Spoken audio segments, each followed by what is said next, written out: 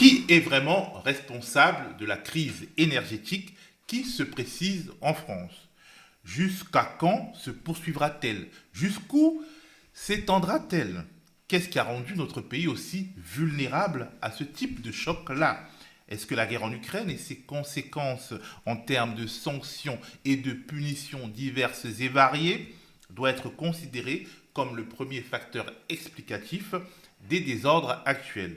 Pour répondre à ces questions, j'ai voulu recevoir sur ce plateau une très bonne connaisseuse du sujet. Anne de Bréjas est ingénieure de recherche à EDF, porte-parole de Sud Énergie. Elle a la compétence, l'engagement et le talent pour nous expliquer la complexité. Bonjour Anne et merci d'être avec nous aujourd'hui. Bonjour Théophile.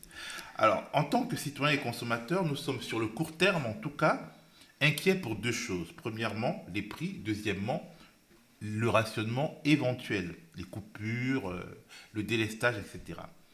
On commence par les prix. Est-ce qu'on aura des factures d'électricité de plus en plus élevées dans les mois qui viennent? Bon, alors il faut déjà dire que les factures ont déjà flambé, pas autant qu'elles auraient pu, puisque le gouvernement est intervenu pour les consommateurs qui sont au tarif réglementé. Donc même sur le tarif réglementé, il y a eu... Il y a eu 4% d'augmentation, alors que normalement c'était 45% hors taxe qui était annoncé.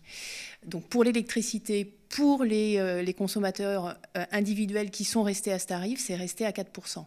Pour les pauvres qui étaient sortis du tarif réglementé, pas forcément par choix, mais souvent parce qu'ils se sont fait démarcher de manière un peu agressive et frauduleuse, certains ont vu déjà leurs factures s'envoler. Et ensuite, pour toutes les entreprises et les collectivités, les villes, eux, ils n'ont déjà plus accès aux tarifs réglementés, ça a été supprimé, et donc eux, ils ont déjà vu leurs factures multipliées, certains disent par 4, 5, 6, et ça pose déjà de graves problèmes pour les entreprises d'une part, et encore une fois pour les villes aussi. Donc il faut se mettre dans la tête qu'on est déjà face à un gros problème. Il y a des villes qui annoncent qu'elles vont devoir fermer des piscines, qu'elles ferment des services publics. Enfin, c'est vraiment déjà des problèmes importants. Pour le gaz aussi, ça a augmenté de manière importante. Or, les augmentations de cette année étaient liées aux augmentations des prix de marché de l'année dernière, qui étaient énorme, mais sans commune mesure avec ce que c'est aujourd'hui. Donc si le gouvernement ne fait rien, l'année prochaine, ça va complètement exploser. Alors il a fini par annoncer, après avoir dit qu'il le ferait de manière ciblée, qu'il y aurait à nouveau un bouclier tarifaire, mais à nouveau, est-ce que ça va être uniquement pour ceux qui sont au tarif réglementé de vente ou pour tout le monde ? Comme à chaque fois, dans ce système qui est devenu ultra compliqué, il y a toujours des trous dans la raquette, et je pense qu'il y a à nouveau des gens qui vont se trouver confrontés à des envolées de prix. Et puis, on ne peut pas rester sur un système bancal comme ça, qui, à chaque fois, demande une rustine, et à chaque fois, on voit que c'est insuffisant. Alors, je voudrais qu'on revienne sur le distinguo ménage, entreprise, collectivité. Parce que c'est important, d'autant plus que les prix de l'électricité pour les entreprises et pour les collectivités ont un effet sur le niveau de vie des ménages, puisque voilà, il y a des services publics qui sont fermés en ce qui concerne les collectivités, et puis il y a des prix qui vont s'envoler en ce qui concerne les entreprises. Alors, je voulais aussi qu'on parle du distinguo entre les clients d'EDF et les clients des opérateurs privés. Commençons par le distinguo entre les clients d'EDF, comme moi, et les clients des opérateurs privés. Pourquoi les seconds voient leurs factures augmenter encore plus que les premiers? Alors, il faut préciser qu'à EDF est la seule entreprise qui a le droit de proposer les tarifs réglementés de vente. Mais EDF propose aussi d'autres offres, ce qu'on appelle des offres de marché libres. Et jusqu'à récemment, je ne sais pas ce qu'il en est aujourd'hui, EDF avait comme objectif d'inciter le plus possible de clients à sortir des tarifs réglementés de vente pour aller en offre de marché, ce qui est complètement contraire, à mon avis, à une politique de service public. Donc la distinction, je dirais, c'est plutôt entre ceux qui sont aux tarifs réglementés de vente, et ceux-là, ils sont tous pour EDF, et ceux qui sont passés en offre de marché. Donc aujourd'hui, c'est à peu près les 2/3, enfin en tout cas au dernier pointage, les 2/3 qui étaient en tarifs réglementés de vente, et puis 1/3 qui étaient en offre de marché. Donc les tarifs réglementés de vente, eux-mêmes ont changé. Je voudrais peut-être faire une petite parenthèse. Historiquement, tout le monde était aux tarifs réglementés de vente. On a ce qu'on appelle les tarifs bleus pour les particuliers. Il y avait des tarifs verts et des tarifs jaunes pour les entreprises selon leur taille. Donc historiquement, tout le monde avait ces tarifs qui étaient régulés par l'État et qui étaient calculés en fonction des coûts de production de l'électricité. Ces coûts de production, je le rappelle, ils ont augmenté uniquement de 4% l'année dernière. Donc s'il n'y avait pas eu le marché, l'ouverture des marchés, il n'y aurait pas eu de crise l'année dernière. Bon, cette année, les prix du gaz montent tellement haut que ça va augmenter les coûts de production de manière plus significative, mais absolument sans commune mesure avec la flambée qu'on voit sur les prix de marché. Depuis l'ouverture des marchés, l'Europe a imposé de mettre en place une concurrence de fournisseurs pour tout le monde. Alors ça a été progressif, d'abord c'était pour les très grandes entreprises, puis pour les moyennes entreprises, puis depuis 2007 pour tout le monde, y compris pour les particuliers. Et donc, ils ont eu le droit de proposer ces offres de marché qui sont comme ils veulent. C'est-à-dire ça peut être fixe pendant une certaine période, complètement variable, indexé sur les prix de marché, indexé sur le tarif. Donc ça, c'est difficile de suivre. Ce qui s'est passé, c'est que puisqu'il fallait inciter fortement les gens à sortir de ce tarif réglementé, parce que personne ne voulait vraiment, à vrai dire, on a interdit aux entreprises qui avaient choisi l'offre de marché de revenir à un tarif réglementé de vente. Ça a déjà provoqué des crises en 2006. On a l'impression que c'est la première crise, mais en fait, les crises sont depuis le début avec cette ouverture des marchés. C'est vrai que celle actuelle est particulière. Le marché interdit de faire jouer le marché pour retourner une offre plus profitable. Exactement. C'est très beau. En fait, il a fallu, comme les prix de marché s'étaient envolés, les entreprises ont dit, nous, on met la clé sous la porte si ça continue. Donc l'État était revenu mettre un tarif réglementé, mais avec obligation de le supprimer au bout d'un certain temps. Donc aujourd'hui, c'est la loi en fait qui a forcé à supprimer ces tarifs réglementés pour tout le monde, sauf pour les particuliers et les toutes petites entreprises. Mais ce qui est aussi inscrit dans les textes, c'est que ces tarifs réglementés de vente, ils sont là de manière provisoire et qu'un jour, ils devront disparaître, comme ils vont disparaître pour le gaz. Donc on est vraiment dans ce processus-là.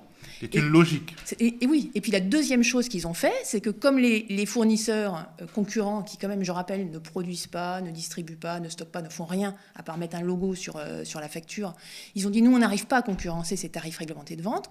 On leur a dit, pas de problème, on va changer leur mode de calcul. Et ce mode de calcul, maintenant, devra refléter la manière dont s'approvisionne un fournisseur qui ne fait rien, qui n'a pas de moyens de production, de manière à ce que ce fournisseur-là puisse proposer une offre moins chère que ses tarifs. Et donc, comment on a fait ça ? On crée une loi pour rendre un fournisseur privé compétitif par rapport aux fournisseurs publics, dont l'État se combat lui-même d'une certaine manière. Exactement, mais surtout pour rendre donc, les fournisseurs qui ne produisent pas, qui ne font rien, compétitifs par rapport à ceux qui produisent et qui distribuent. Donc, on a changé le mode de calcul du tarif réglementé de vente et maintenant, il n'est plus calculé à partir des coûts de production, parce que si c'était le cas, il aurait augmenté que de 4% l'année dernière sans ce bouclier tarifaire. Il doit refléter donc la manière dont il s'approvisionne, c'est-à-dire une partie à un tarif régulé d'accès au nucléaire qu'on appelle l'Arenh, sur lequel on pourra éventuellement revenir, et une partie sur les prix de marché. Donc les tarifs réglementés de vente pour tout le monde sont indexés maintenant sur les prix de marché. Et c'est pour ça qu'ils ont flambé et qu'il a fallu que l'État intervienne avec ce bouclier tarifaire. Donc c'est un peu compliqué, mais enfin, si je devais résumer, il y avait à une époque des tarifs réglementés de vente pour tout le monde qui garantissaient au passage l'équité de traitement entre tous et qui étaient calés sur les coûts de production qui sont très stables en France, puisque c'est essentiellement des coûts de construction des centrales, etc. Et progressivement, on a indexé tous les prix, tous les tarifs, y compris les tarifs réglementés, sur un prix de marché qui est complètement déconnecté des coûts de production, qui est ultra volatile et qui, cet été, a passé les 1100 € du mégawattheure, alors que les coûts sont plutôt autour de 50-60 € du mégawattheure. Donc voilà de quoi on parle. Tout ça, c'était pour permettre au privé de venir faire des ponctions sur ce secteur électrique. Oui, puis pour répondre à ce dogme de la concurrence, il faut laisser le choix aux clients, c'est comme ça que ça va amener de l'innovation, baisser les prix. Quand on regarde les promesses, la baisse des prix, je pense que plus personne ne défend ça, parce que non seulement les prix flambent là, mais déjà avant la crise, les 2007-2020, ça avait augmenté de 50% hors inflation, donc c'était déjà une grosse augmentation des prix. L'innovation, je ne vois pas où est l'innovation. Il y a des associations de consommateurs qui disent que la seule innovation, c'est le démarchage agressif et frauduleux. L'équité de traitement, il n'y en a plus non plus.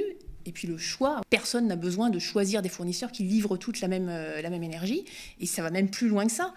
Plus personne n'a le choix d'être décorrélé de ce prix de marché à nouveau qui ne correspond à rien. La réalité centrale et permanente de tout ça, c'est que depuis ces réformes-là, une partie de l'argent que payent les particuliers et les entreprises a été happée par les actionnaires d'un certain nombre d'entreprises privées. Ça, c'est une réalité qui est constante. C'est une réalité qui est constante, mais se rajoute à ça une sorte de mouvement brownien de risque où certains vont gagner, certains vont perdre. Alors certains vont, en moyenne, les gens vont perdre. Mais les entreprises, quand elles perdent, l'État vient pour les empêcher de faire faillite. Exactement. Donc, en gros, politiquement, moi, ce que je vois, c'est un ensemble de choses assez compliquées, mais qui reviennent à donner une partie de la production, de l'effort de production, de l'effort de création des richesses, à les donner à des actionnaires privés. C'est clairement ça. Et d'ailleurs, quand on voit les niveaux de bénéfices largement redistribué aux actionnaires que se sont fait les grands énergéticiens l'année dernière. Et cette année, ça parle de soi-même. Total, record de tous les temps. Alors, c'est pas que dans l'électricité, mais il a fait aussi de l'argent dans l'électricité. Record de tous les temps l'année dernière. Explosé encore cette année. La moitié des bénéfices qui sont versés sous forme de dividendes, donc qui n'iront pas à la transition énergétique. Engie, qui a fait aussi des bénéfices records, notamment avec les barrages sur le Rhône qui leur ont été cédés à un prix dérisoire, avec un rapport de la Cour des comptes qui dit qu'ils ont remboursé leur investissement en 10 ans, alors qu'ils ont une concession pour 38 ans, avec un taux de rentabilité de 24% par an, enfin, juste invraisemblable. Et Engie, qui a reversé l'année dernière les 2/3 de ses bénéfices à ses actionnaires. Donc, nous sommes en face d'une guerre sociale, je pense qu'on peut le dire. Oui, et c'est une guerre sociale qui est également une guerre contre la nature, puisque effectivement tout cet argent n'ira pas à la transition écologique ou aux investissements nécessaires pour passer à des formes d'énergie moins carbonées.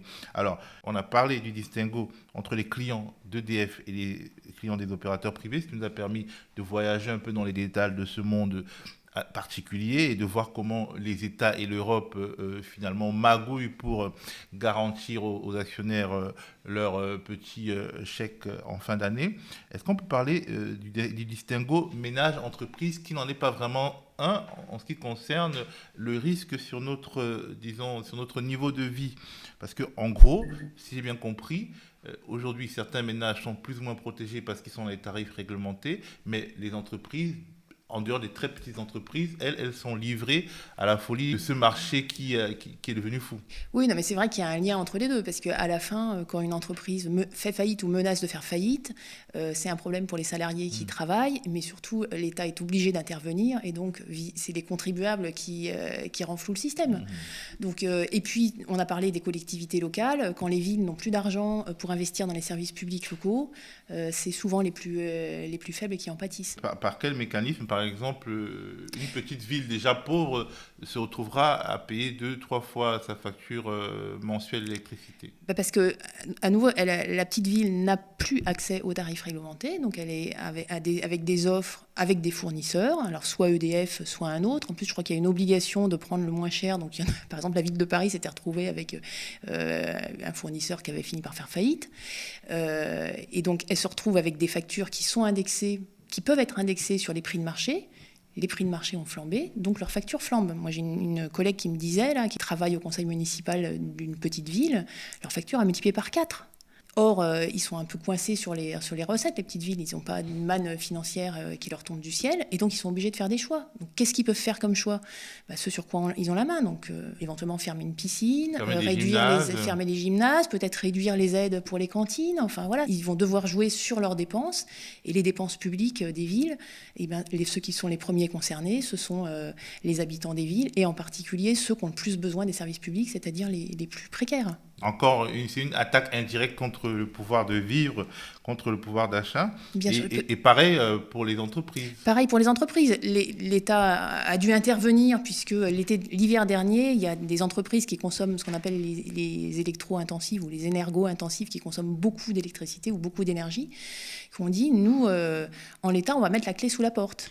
Et donc, ça menace 45 000 emplois. Par exemple, les sidérurgistes, par exemple, toute la métallurgie, les verreries. Je crois qu'il y a une verrerie qui a annoncé qu'elle allait devoir fermer son activité.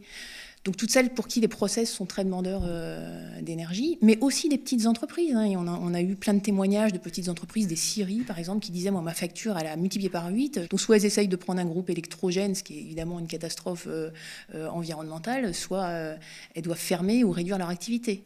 Et donc, l'année dernière, en pompier, comme d'habitude, puisque c'est de l'improvisation permanente, l'État est intervenu en disant, on va intervenir via EDF. Alors, ils ont appelé ça un supplément d'Arenh. C'est assez technique, c'est-à-dire que EDF est obligé de vendre déjà un quart de sa production nucléaire à ses concurrents à un prix qui est basé sur le coût de production.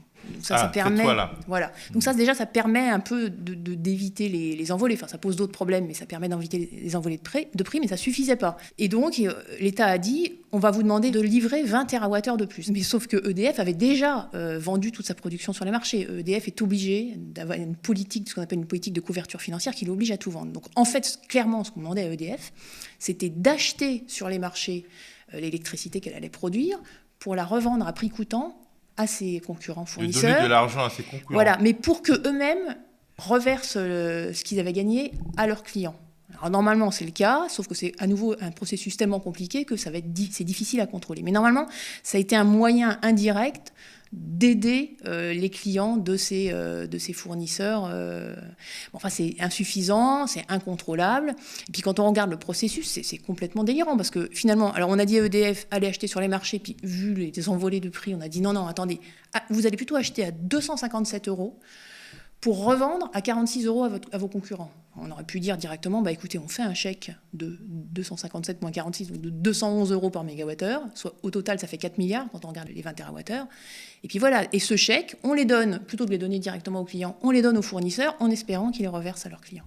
Mais voilà, on est dans un système qui marche sur la tête. Tout ça pour un système, encore une fois, qui l'année dernière n'aurait eu besoin de rien si on n'avait pas été dans cette panade du marché qui fait qu'on a un prix qui est indexé sur les prix du gaz, qui n'a rien à voir avec les coûts, enfin pratiquement rien à voir avec les coûts. En gros, même quand le marché ne marche pas, on fait marcher le marché. Exactement. Et puis bon, et on prend des rustines de plus en plus compliquées, de plus en plus improvisées, de moins en moins contrôlables, et on reste dans ce cadre, envers et contre tout. On dit non, il faut le marché.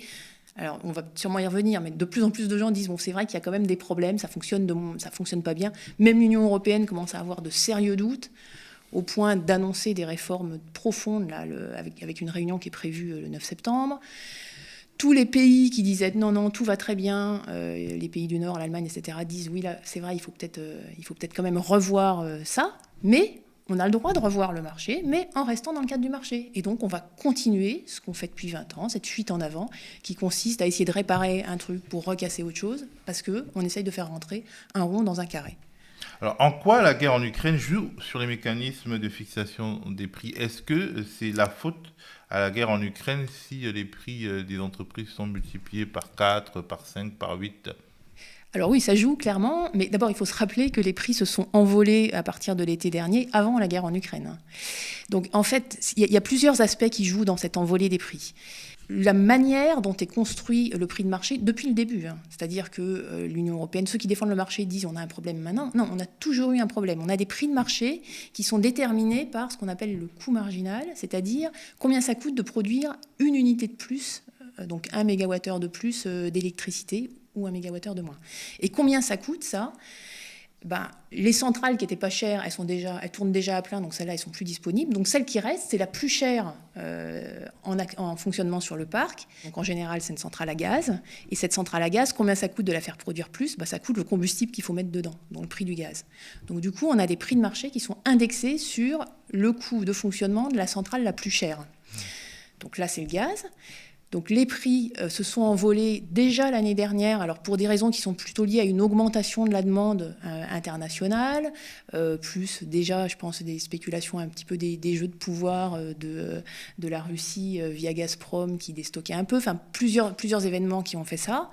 Donc les prix du gaz se sont envolés, les prix de l'électricité, eux, restaient relativement stables, et donc les prix de marché se sont envolés avec.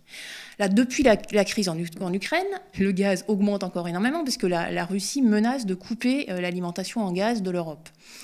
Alors au départ, ouais. L'Europe menaçait de boycotter le gaz russe. Aujourd'hui, c'est la Russie qui a décidé de couper le gaz à l'Europe, mais globalement, en fait, il y a une sorte d'incertitude. Il y a une grosse incertitude. On pense qu'on va manquer de gaz, donc les prix du gaz flambent. Avant même qu'on manque de gaz. Avant même qu'on manque de gaz, mais il y a des coupures régulières sur un des gazoducs Nord Stream qui vient de la Russie. Donc on pense vraiment qu'il va y avoir des baisses. Et déjà, les prix du marché du gaz flambent complètement. Et donc, dans son sillage, le prix de l'électricité. S'ajoute à ça une autre chose, c'est que comme on risque de manquer d'électricité, qu'il risque de ne pas y avoir assez de production par rapport à la consommation, en tout cas ça dépend des scénarios, mais notamment si on a un hiver très froid, ça risque d'apparaître. Là, les prix de marché sont... ce qui coûte le plus cher, ce n'est pas le prix du gaz, c'est ce qu'on appelle le coût de la défaillance. C'est-à-dire que s'il n'y a pas assez de production, il va falloir demander à certains industriels peut-être de réduire leur consommation, et ça, il va falloir les rémunérer. Et le marché anticipe que ça va dépasser les 2000 € du mégawattheure. Parce que ça ne sera pas ceux qui se feront rémunérer les moins chers. Le système du prix de marché, c'est le plus cher qui soit, va déterminer tout le prix. Donc voilà, il y a plein de fluctuations qui font qu'on a un prix de marché qui décolle complètement, alors que le coût de production, il est un peu impacté évidemment par le prix du gaz, mais enfin le prix du gaz en France, c'est 7% de la production, hein. En Europe c'est plus, mais ça reste quand même une petite part. Et donc ça suit comme ça. Alors on calcule le prix du gaz en prenant en compte les risques de défaillance et les risques que les entreprises spécialisées devront couvrir en indemnisant les industriels, c'est ça ? C'est pas le prix du gaz, là, c'est le prix de l'électricité. C'est-à-dire qu'on a ce système de formation du prix où on a ce qu'on appelle le merit order. Je ne sais pas si vous avez entendu parler. Donc, on appelle d'abord les centrales les moins chères, donc les centrales renouvelables qui coûtent 0 à démarrer, en fait, puis les centrales nucléaires, puis les centrales à charbon ou à gaz, selon les prix, on va dire à gaz, pour faire simple. Et donc, c'est le coût variable du gaz qui intervient. Mais si tout ça ne suffit pas, alors on ajoute ce qu'on appelle une demande d'effacement, c'est-à-dire qu'on va demander aux industriels de réduire leur consommation. Et pour faire ça, leur consommation d'électricité. Et pour faire ça, il est possible que les industriels demandent plus cher que le prix du gaz. Et donc là, on va se retrouver avec... Et c'est ça qui va former, comme c'est le plus cher de tout, c'est ça qui va former le prix. Que les industriels demandent une réparation, c'est ça ? Oui, une indemnisation, ce qui peut se comprendre. C'est-à-dire qu'un industriel qui va devoir arrêter des machines pour baisser sa consommation, par exemple, bah, ça lui demande, c'est un manque à gagner, ça va peut-être être un coût de redémarrage, et donc ça coûte. Et puis c'est le jeu de l'offre et la demande. Ce sont les assurances qui vont abonder donc ces fonds qui devront rémunérer ou indemniser les industriels si la défaillance se produit. C'est RTE en fait, c'est le système électrique qui va les rémunérer pour qu'ils s'effacent, pour qu'ils ne produisent pas. Donc aujourd'hui, dans la fixation des prix, on fait comme du gras pour couvrir ce risque-là au cas où... Non, mais en fait, c'est normal de mettre en place des contrats pour demander aux industriels qui le peuvent de s'effacer s'il y a besoin. C'est normal qu'on les rémunère pour ça. Toute l'aberration du système, c'est de dire ce qui forme les prix, c'est pas le coût moyen du système électrique, c'est la part la plus chère, même si c'est 0,2% de ce qui compose le prix de l'électricité, quoi. J'hésite pas à poser des questions qui peuvent paraître naïves parce que j'ai besoin de comprendre et je pense que ceux qui nous regardent ont aussi besoin de comprendre puisque une sorte de complexité voulue se pose en écran de fumée entre nous et notre compréhension citoyenne des enjeux. Et je vous assure, même ceux qui ont mis en place les marchés ne comprennent plus non plus ce qu'ils ont fait.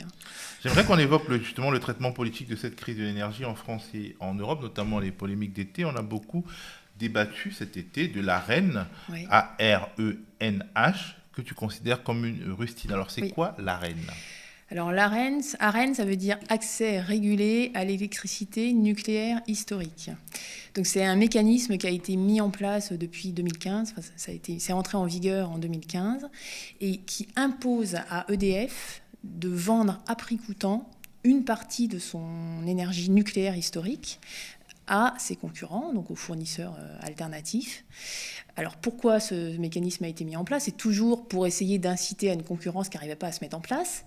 Mais je dirais, d'une certaine... Alors tout le monde est vent debout, tous les syndicats sont vent debout contre ça, mais il y a une forme de logique là-dedans, c'est-à-dire qu'on a considéré qu'il fallait mettre en place une concurrence parmi les fournisseurs, que le parc historique avait été développé à une époque où c'était un monopole, et que donc c'était pas normal de faire profiter la seule EDF, la seule entreprise EDF, de ce parc qui produit à moindre coût.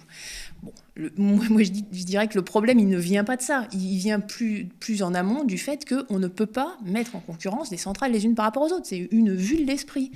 Et pas plus qu'on ne peut créer une activité de fourniture qui ne sert à rien, quand même. Enfin, je veux dire, encore une fois...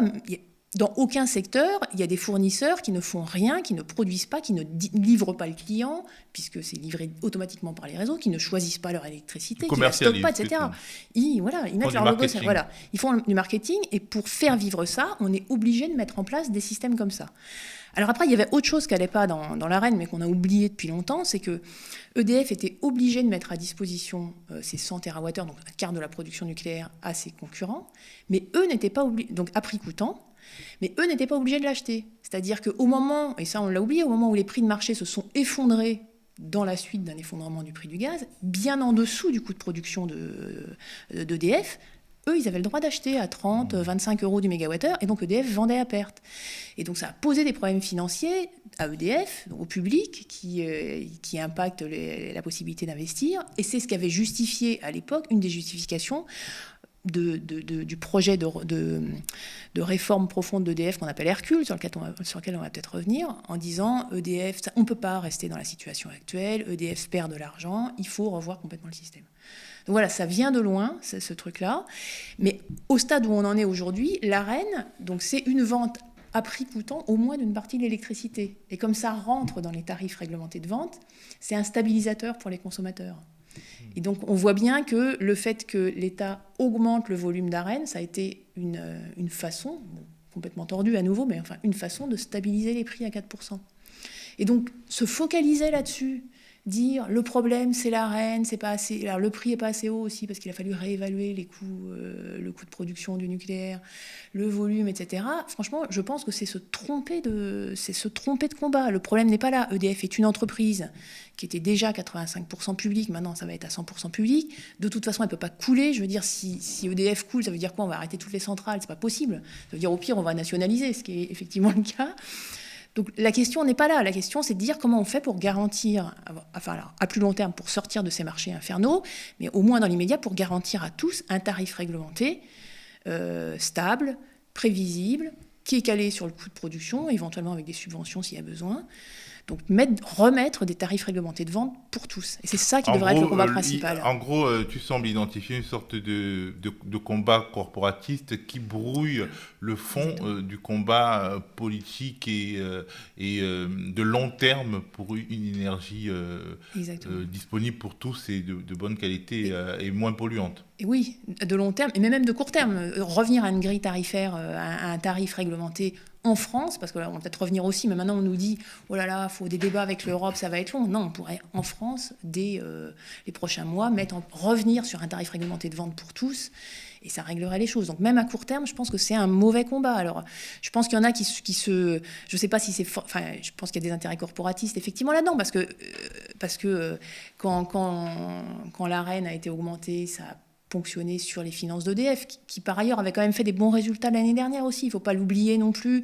Il y avait une augmentation de capital en début d'année, enfin, il y a d'autres choses qui ont été faites, et on peut dire, bah oui, ça va peut-être avoir des problèmes sur le cours de l'action d'EDF, mais bon, ce n'est pas notre problème, ce n'est pas le problème général. Donc oui, focalisons-nous sur l'intérêt général. Rappelons-nous que la précarité énergétique est massive en France, qu'elle a encore beaucoup décollé. On va peut-être parler des coupures, mais il y a quand même beaucoup de gens qui se coupent de leur propre volonté depuis longtemps parce qu'ils n'ont pas les moyens de se chauffer.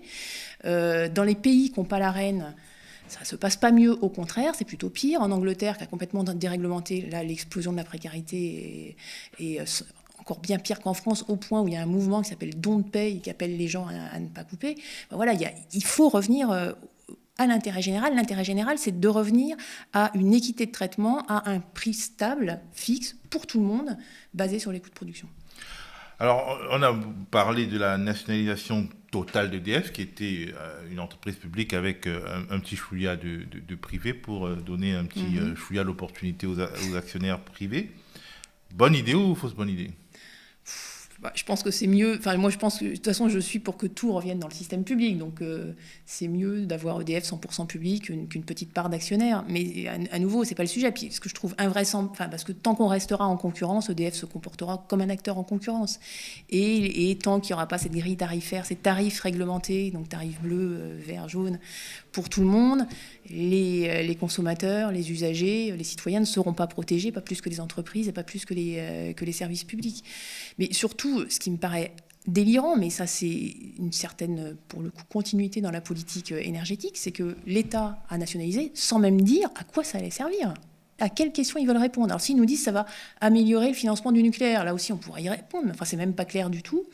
Et l'autre chose aussi qu'il y a derrière, c'est que quand même on a vécu 5 ans d'un projet, donc Hercule, qui visait à réformer en profondeur EDF, c'est-à-dire plus concrètement à éclater l'entreprise plus qu'elle n'est déjà, avec d'un côté la production historique, essentiellement le nucléaire, l'hydraulique et puis ce qui reste de thermique, et de l'autre côté, les commerciaux d'EDF qui auraient été considérés comme n'importe quels commerciaux qui auraient dû acheter via le marché aux producteurs, les renouvelables et le réseau. Bon, ça a fait l'objet de négociations complètement opaques avec l'Union européenne pendant 5 ans, et ça s'est terminé en eau de boudin. Ils nous ont dit, on n'est pas arrivé à se mettre d'accord avec l'Union européenne. Mais à un moment, ils nous disaient, on va procéder en 2 étapes. D'abord, on va tout nationaliser, EDF, puis on revendra la partie rentable, la partie énergie renouvelable, commercialisation, activité internationale et réseau. Donc il est possible que ce soit nationalisé pour rendre service finalement au privé. Voilà, on peut quand même supposer que ça soit une première étape à nouveau pour l'éclatement d'EDF. Et en tout cas, c'est sûr que l'Europe ne va pas laisser faire ça. Donc, d'ailleurs, le gouvernement annonce qu'il va falloir lancer une réforme d'EDF. Mais enfin, on ne gère pas un pays comme ça. D'un point de vue démocratique, c'est invraisemblable. C'est-à-dire, on nationalise et après, on vous expliquera ce qu'on fait. Non, il faut déterminer une politique énergétique. Là, maintenant, ça suffit, les improvisations permanentes. Là. Il faut vraiment se mettre... on a un enjeu majeur sur l'énergie. On a parlé de la crise de court terme. Enfin, il y a une crise de long terme. Hein. Tout le monde sait qu'il faut... On en parlera. Voilà, on va y revenir. Donc, il faut des outils efficaces pour mettre ça en place. Et là... on est dans une panade invraisemblable à cause de ce marché, de cette concurrence. Alors avant les vacances parlementaires, on a beaucoup parlé de taxer les super profits, notamment des grands groupes énergétiques privés comme Total.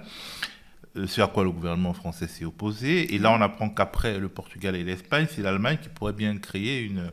Alors, ils n'ont pas dit exactement une taxe, mais un prélèvement sur les bénéfices exceptionnels des entreprises de l'énergie. Bref, une taxe sur les super-profits. Hein, quoi qu'on dise la Macronie, qui, disons, les porte-paroles de notre gouvernement passent dans tous les gros médias pour expliquer qu'en gros, non, c'est pas une taxe que les Allemands vont imposer, puisque... Bien entendu, l'enjeu, c'est de dire finalement tout le monde le fera, sauf nous. Oui, là, je pense que la France, elle se distingue. Elle se distingue dans le mauvais sens. Effectivement, tous les pays vont finir par taxer les super profits. Est-ce que c'est une bonne idée ? Oui, c'est quand même la moindre des choses, quoi. C'est-à-dire voir les énergéticiens, et en particulier ceux qui vivent des énergies fossiles, faire des profits comme jamais, alors que tous les usagers pâtissent des hausses de prix, sont obligés de rogner sur des usages parfois essentiels, c'est quand même pas acceptable. Et quand j'entends Elisabeth Borne qui dit « on va d'abord leur demander gentiment de réduire leur prix, de faire des ristournes à Total par exemple, et si vraiment ça marche pas, alors peut-être on envisagera les super profits ». Enfin, il faut d'abord rappeler que l'année dernière, ils ont fait des super profits, à nouveau les records de tous les temps pour Total, et très bons aussi pour Engie, et qu'ils les ont reversés. C'est essentiellement reversé, la moitié pour Total, aux actionnaires, les 2 tiers pour Engie. Donc ceux-là, déjà, ils sont perdus et définitivement perdus. Donc c'est quand même un peu embêtant. Et là, il va se reproduire la même chose. C'est pas possible. Il faut les taxer. Oui, ça me semble quand même une évidence. Mais l'autre chose, c'est que la deuxième étape, c'est d'éviter qu'ils fassent ces super profits. Faut agir en amont. Il faut agir en amont, et la seule manière d'agir en amont, c'est de sortir ces entreprises privées d'un secteur qui est essentiel. Là, j'entendais aussi sur France Inter, je ne sais plus, un économiste dire on ne peut pas taxer Total parce que sinon, d'abord, il fait la plupart de ses bénéfices à l'étranger, enfin bon, il en fait quand même aussi en France, et puis ces raffineries, du coup, il les emmènerait, il les mettrait dans un autre pays où ça serait moins taxé. Et bien, si c'est ça, et effectivement, peut-être qu'il y a un risque. La seule conclusion possible, c'est que quand on a des infrastructures essentielles comme les raffineries, comme les moyens de production aussi d'électricité et comme les réseaux de gaz, il ne faut pas les laisser aux mains d'acteurs privés qui ne cherchent pas l'intérêt général et à se mettre comme ça à leur bon vouloir. Il faut que ça revienne public, géré dans l'intérêt général. Alors, ce qui est drôle avec Total et le chantage indirect à la délocalisation, c'est que Total, même s'ils font des profits essentiellement à l'étranger, c'est une entreprise française qui est soutenue à fond par le gouvernement français à l'étranger. Et en gros, la diplomatie française et des fois l'armée française vient au secours de Total pour l'aider à avoir des marchés. Mais dès qu'on lui demande d'être un peu dans la réciprocité, il nous explique qu'ils vont s'en aller. Oui, peut-être. Enfin, juste sur Total, il faut rappeler que c'était Total, le gros accident de l'Erika il y a quelques années. Hein. Je pense que les plus jeunes ne l'ont pas connu, mais enfin, une marée noire, quand on a demandé à Total d'intervenir, il a dit c'est pas nous, c'est le sous-traitant qui transportait. Puis nous, de toute façon, en fait, on s'en fiche. C'est Total aussi qui a planqué toutes les études sur le réchauffement climatique. C'est Total qui va ouvrir un oléoduc qui passe sous le lac Victoria, alors que tout le monde sait qu'il faut laisser dans le sol maintenant le pétrole qui est. Enfin, le moins qu'on puisse dire, c'est que ce n'est pas une entreprise qui a beaucoup le souci de l'intérêt général à nouveau. Hein. Alors nous sommes face à une problématique globale. Hein. Est-ce qu'on peut faire un peu le point sur les réponses apportées à la crise énergétique en France, chez certains de nos voisins européens et même au sein des instances européennes? On a déjà parlé un peu des réponses apportées en France qui sont pas tip-top, mais est-ce que ailleurs il fait des choses de mieux ou de pire? Bon, alors déjà sur la France, quand même, je rappelle, hein, un bouclier tarifaire qui n'a rien fait de plus que de permettre à certains clients, et pas à tous, d'avoir une augmentation qui correspond à l'augmentation des coûts. Rien d'annoncé pour l'année prochaine, ce qui est quand même aussi laisser les gens dans une forme d'angoisse. On n'a aucune visibilité sur l'avenir. Et puis, donc, des privés qui engrangent l'argent. Ailleurs, effectivement, il y a plein d'endroits où c'est pire. Hein. En fait, plus les pays ont libéralisé, pire c'est, avec l'exemple peut-être le pire de l'Angleterre. Mais en fait, tous sont obligés d'apporter des rustines. Alors, il y a le cas de l'Espagne et le Portugal, où tout le monde a mis en avant le fait qu'eux, ils étaient arrivés à avoir une dérogation de l'Union européenne pour plafonner, alors encore un mécanisme très tordu, mais plafonner les prix du gaz qui rentrent dans la production d'électricité pour que ça limite les prix de marché de l'électricité. Et on nous a dit, ah oui, mais c'est parce que le Portugal et l'Espagne, eux, ils ont un cas particulier, ils ont beaucoup d'énergie renouvelable, puis ils ne sont pas très bien connectés à la plaque européenne, au réseau interconnecté européen, donc c'est un cas particulier. En fait, ce n'est pas du tout le cas, c'est-à-dire que quand on regardait les prix de marché de l'Espagne et le Portugal, ils étaient plutôt plus bas même que chez nous. Mais seulement, l'Espagne et le Portugal avaient été bons élèves et avaient fait ce que demande l'Union européenne, et ce qui est le Graal d'un marché libéralisé, c'est-à-dire des prix pour les particuliers, enfin pour les clients finaux, les usagers, les particuliers et les entreprises, qui reflètent le plus parfaitement possible les prix de marché. Donc ces mêmes prix de marché qui sont envolés à 1 000 €. Donc eux, ils ont fait ça, on appelle ça la tarification dynamique, que l'Union européenne voulait imposer à tous les fournisseurs partout, et ils l'ont payé le prix cher, et donc ils ont été obligés de revenir en arrière. Mais donc on a une Union européenne qui, depuis le début, nous disait il faut du marché, il faut se caler sur ces prix de marché et les refléter aux usagers. Bon, maintenant, même les plus libéraux qui soient, même la Commission de régulation de l'énergie, qui chez nous contrôle le système et qui est ultra libérale, qui continue à dire que le marché fonctionne bien, dit peut-être les tarifications dynamiques qu'on voulait obliger pour tous, donc ces tarifications où on reflète sur la facture des clients presque heure par heure ou jour par jour les cours de bourse de l'électricité. Peut-être qu'on va faire une pause et revenir à un tarif réglementé. En gros, finalement, l'Union européenne et les partenaires européens ont accepté que le Portugal et l'Espagne aient une dérogation pour se protéger. Parce que si ils n'avaient pas accepté, il y aurait une telle explosion qu'il y aurait des mouvements sociaux et la tarification dynamique et tout leur bullshit néolibéral aurait été exposé aux yeux du monde. Mais en fait, ça a déjà eu un peu lieu. Ça a commencé l'été dernier, parce qu'avant la guerre en Ukraine. Et donc, on a mis une marmite sur la marmite. Voilà, on a fait une rustine. Mais bon, chez nous aussi, à vrai dire, tout le monde a des rustines. La reine, chez nous, c'est une rustine. On n'aurait pas eu la reine, il se passait la même chose. Et je pense que dans les autres pays, alors je ne connais pas tout ce qui se passe dans les autres pays, mais en Allemagne aussi, ça a beaucoup explosé. Donc maintenant, ils disent, on va faire des taxes sur les super profits. Tout le monde est obligé de prendre des rustines sur ce marché. Et encore une fois, même l'Union européenne dit, là quand même, après avoir soutenu que le marché fonctionnait très bien, après avoir commandité aux régulateurs européens, ce qu'on appelle l'ACER, une étude qui concluait que tout allait très bien. Là, ils se sont rendus, donc cet été quand même, là, ils se sont rendus compte que peut-être il y avait des problèmes. Et là, effectivement, ils convoquent enfin une réunion pour une réforme profonde des marchés, qui était prévue en octobre. Là, apparemment, ça va être en septembre. Et ils se disent qu'ils vont peut-être légiférer pour faire des rustines, quoi. Voilà. Alors, nous sommes face à une problématique de court terme. C'est surtout de ça qu'on a parlé, parce que tout le monde a peur et tous ceux qui nous regardent ils craignent pour les mois qui viennent, mais c'est un problème de fond, un problème de long terme. Et pour le résoudre, ce problème de long terme, qui est un problème à la fois économique, écologique, démographique, enfin c'est un problème gigantesque, c'est un énorme défi. Pour le résoudre, on est déstructurante, c'est un grand service public de l'énergie, pour ce qui concerne la France au moins.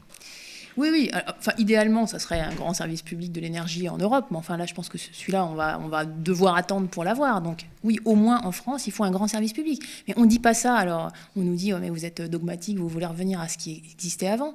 Bon, d'abord, moi, je trouve que quand il y avait un système qui marchait quand même plutôt bien et qu'aujourd'hui, on a un système qui s'effondre, je trouve que la charge de la preuve pour montrer qu'il faut continuer à marcher, ça devrait être du côté de ceux qui veulent absolument maintenir un marché. Mais oui, il faut revenir à un système où on peut planifier. Tu l'as dit, il va falloir diviser par 2 minimum notre consommation d'énergie d'ici 2050. Il va falloir décarboner complètement nos moyens de production, alors qu'aujourd'hui, on est dépendant à 50% du fossile. Peut-être sortir du nucléaire si on choisit de sortir du nucléaire. Enfin, il y a des réformes gigantesques à faire. Et ça veut dire qu'il faut planifier sur le long terme, mais il faut investir massivement. C'est des investissements massifs. Rien que dans le système électrique, c'est 20 à 25 milliards d'euros par an. Donc pour faire ça... Même dans la rénovation, des bâtiments. Voilà. Et je ne parle même pas du côté sobriété, rénovation des bâtiments, où là aussi, ce sont des investissements. Qu'est-ce qu'on fait côté rénovation des bâtiments? C'est un échec total aussi. C'est-à-dire qu'on a laissé faire le marché, on n'a pas du tout construit de filière publique du système, donc il n'y a pas de formation adéquate. Il y a plein de petites entreprises très précaires qui interviennent avec des malfaçons, enfin des problèmes de qualité qui sont majeurs. On laisse les gens qui veulent rénover face à une jungle, face à tout un tas d'entreprises qui leur proposent des choses qu'ils ne peuvent absolument pas contrôler, avec des systèmes de financement ultra compliqués, alors qu'il y aurait un moyen bien plus simple de faire ça. Une filière publique qui s'appuie sur un réseau d'artisans éventuellement, qui disent on investit, l'État investit pour vous, parce que de toute façon, c'est toujours rentable sur le long terme, et l'État se rémunérera éventuellement sur le différentiel de facture, sur le gain de facture. Il vous garantit l'artisan, il suit le chantier et il vous fait la réception des travaux. Et là, ça fonctionnerait, ça serait beaucoup moins cher. Comme une sorte de sécurité sociale, quoi. Bien sûr. Avec les médecins, les infirmiers. Alors que là, on rate complètement la cible.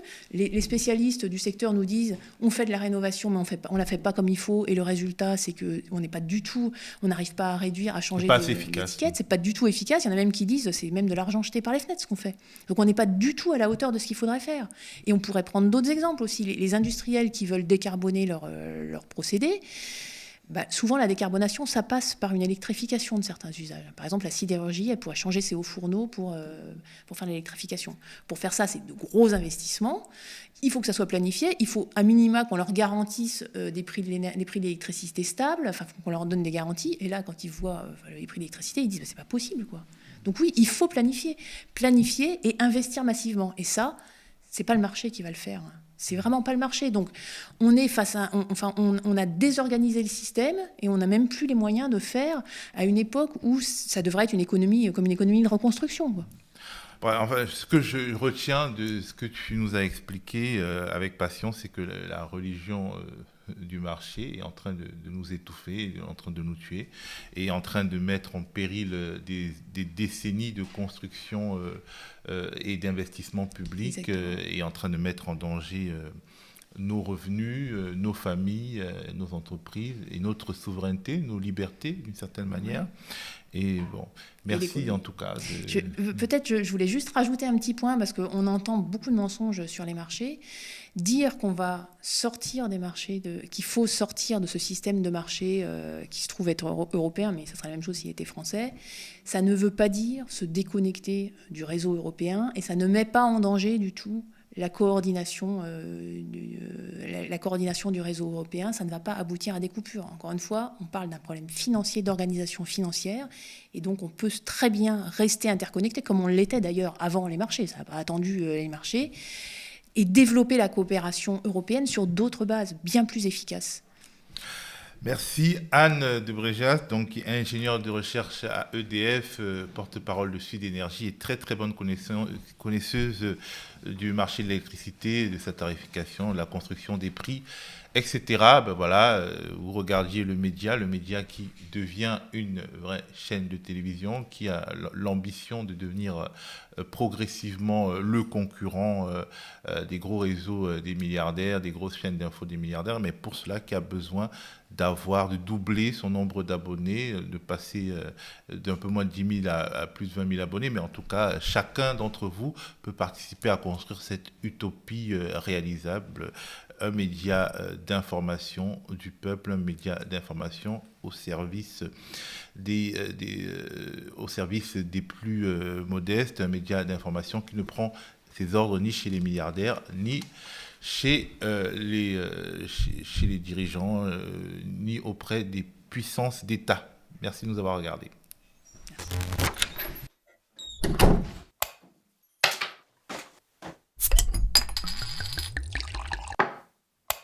Je ne sais pas si on a le droit de dire singe parce que On n'a plus le droit de dire l'idée. On dit quoi, les petits soldats maintenant, c'est ça? La violence dans notre société est liée à une immigration qui n'est pas intégrée. Donc là, t'es vraiment un énorme connard. Un délit homophobe, c'est pas grave. Week-end caniculaire. Macron a reçu le président des Émirats Arabes Unis. Ça me donne envie de gagner encore plus d'argent. Cette entreprise en profite. J'ai vu des chefs d'entreprise étrangers.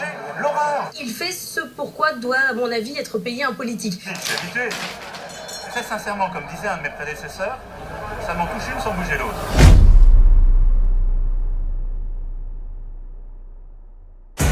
Bienvenue sur la nouvelle antenne 24/7 du Média, avec une grande émission en direct, des flash infos et toutes les émissions que vous aimez. Ne cassez pas votre télé, le Média y fait sa rentrée.